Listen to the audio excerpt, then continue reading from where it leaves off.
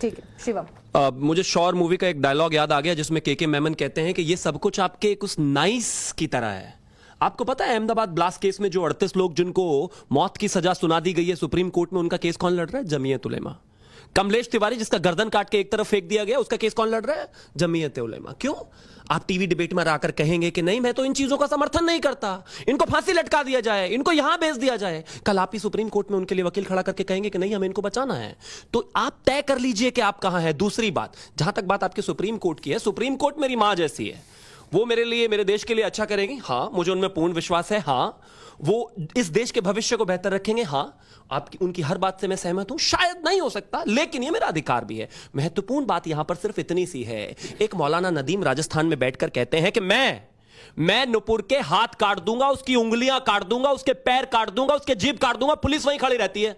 क्या हुआ उस पर? एफआईआर हुई? क्या नहीं हुई?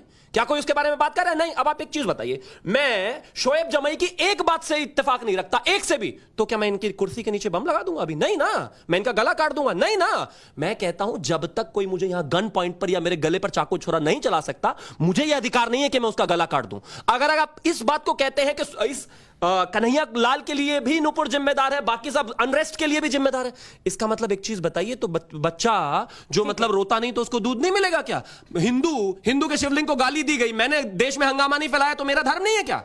ज्ञानवापी पर जो एक जज थे, उन्होंने जो ऑर्डर दिया, उन्होंने तो कोई रिलीजियस सेंटिमेंट हर्ट नहीं किया था, वो भी डर गए, उनको भी देनी पड़ी सिक्योरिटी। हिजाब के केस में कर्नाटका में जिस जज ने ऑर्डर दिया, उनको भी सिक्योरिटी देनी पड़ी, उन्होंने तो कोई रिलीजियस सेंटिमेंट हर्ट नहीं किया। बड़ी बात यहां पर 10 सेकंड और दे दीजिए अंत में मुझे, मैं सिर्फ इतना कहना चाहता हूं, छोड़ दीजिए ब्लास्फेमी, ईश निंदा, ये सब ठीक है।